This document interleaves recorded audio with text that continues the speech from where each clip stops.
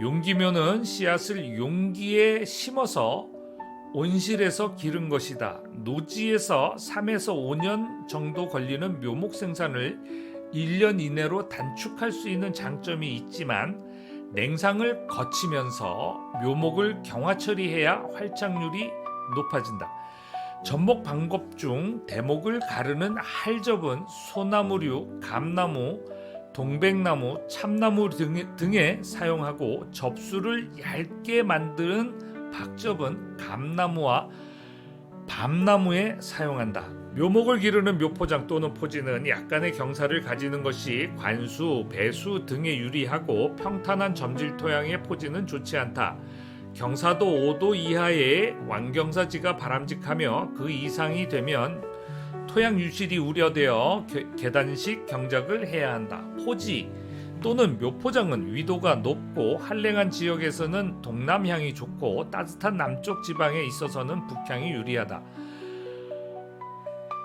묘포장에서 주 도로는 화물차나 트랙터 등이 자유롭게 이용할 수 있도록 대략 4에서 5m 폭으로 설치하고 부도로는 경운기나 손수레 등이 이용할 수 있도록 1에서 2m 안팎의 폭을 유지한다. 사람이 다닐 수 있는 임시보도는 0.5에서 1m 안팎의 폭으로 조정하는 것이 좋다.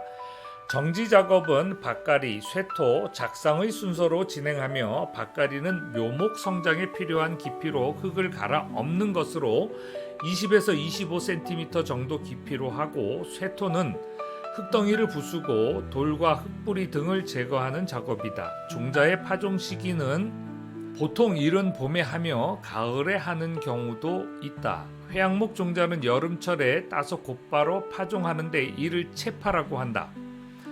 버드나무류, 사시나무류, 미류나무처럼 종자 수명이 짧은 것도 곧바로 파종한다. 이것도 채파라고 한다. 종자 채집 후 정선을 마치고 바로 파종하는 것, 이것을 채파라고 한다. 흙덮기 두께는 대개 종자지름의 3에서 4배로 하고 자작나무, 오리나무류 등 극세립 종자는 흙보다는 깨끗한 모래로 종자를 약간만 덮어준다. 판가리는 되도록 빨리 하는 것이 좋다. 소나무류, 낙엽송류, 삼나무, 편백 등은 1년생으로 판가리하고 자람이 늦은 전나무류, 가문비 나무류는 상에 그대로 두는 거치를 하였다가 후에 판가리한다. 참나무류는 직근만 발달하고 세근이 거의 없다. 이러한 것은 1년생으로 판가리하면 고사하기 쉬우므로 만 2년생이 되어 측근이 발달한 후에 판가리하는 것이 좋다. 묘목에서 주로 발생하는 양분 결핍 증상은 질소의 경우 세포가 작아지고 생육이 불량해지며 잎이 황록색이 된다. 묘목에서 인상 결핍은 묘목이 정체적으로 암록색을 띠고 근개의 발달이 나빠지고 칼륨 결핍은 잎 끝의 주변부에 검은 반점이 생긴다. 묘포에서는 질소질 비료보다는 인산질 비료를 주어 묘목을 튼튼하게 길러야 한다. 질소질 비료를 주는 것은 시험에 나오는 모든 지문에서 틀린 지문이 되기 쉬우므로 다시 한번 읽어보아야 합니다. 꼭 그렇게 하세요. 전목의 저고는 섭씨 20에서 30도이고 삽목의 저고는 20에서 25도다. 전목은 전목 부위가 흙이 닿지 않습니다. 그래서 약간 온도가 높은 30도, 삽목은 삽수를 조제해서 흙에 넣기 때문에 높은 온도로 가면 박테리아의 침해를 받겠죠. 그래서 조금 서늘한 온도인 25도까지가 저건이고요. 교재에는 21도로도 나와 있습니다. 삽목과 전목은 모두 영양 번식 방법으로 모수의 우수한 유전적 형질을 이용하기 위한 번식 방법이다. 삽수 발근이 비교적 잘 되는 수종은 향나무, 주목, 포플러류, 플라타너스, 개나리, 회양목, 꽝꽝나무, 사철나무, 동백나무, 은행나무, 버드나무류, 무궁화, 진달래 종류, 찔레나무, 측백나무 등이 있다. 삽수의 발근이 대단히 어려운 수종은 소나무류, 참나무류, 밤나무, 자작나무류, 백합나무, 사시나무류, 오리나무 등이 있다. 용기묘는 식재 후 묘목의 주위를 밟아서 눌러지면 분이 깨지므로 묘목의 뿌리 주위를 밟지 않도록 하고 식재목 약 3cm 밖에서 안쪽으로 발로 흙을 다지는 형태로 합니다. HD율은 묘목의 규격을 묘목의 줄기 길이인 간장과 줄기가 땅에 붙어있는 부분의 직경인 근원경의 비율로 나타낸 것이다. 묘목 생산 대행자가 묘목 검사를 받고자 할 때는 생산된 묘목을 선별하여 수종, 산지, 묘령볼로 5만 본 단위로 모집단을 만들어야 한다. 이때 모집단의 5% 이상이 병충해 등의 침해를 받았으면 검사하지 않는다. 상록성 수종은 봄에 굴치하고 낙엽성 화렵수는 가을에 굴치하여 가식한 상태로 월동시킨다. 상록성 수종은 겨울에도 잎을 통해 증산작용을 하기 때문에 가을에 굴치하면 겨울을 지나는 동안 말라 죽을 수 있기 때문에 봄에 굴치한다. 봄에 가식할 때 가지 끝은 북쪽을 향하고 가을에 가식할 때 가지 끝은 남쪽을 향하게 한다. 봄북 가을나무로 암기한다.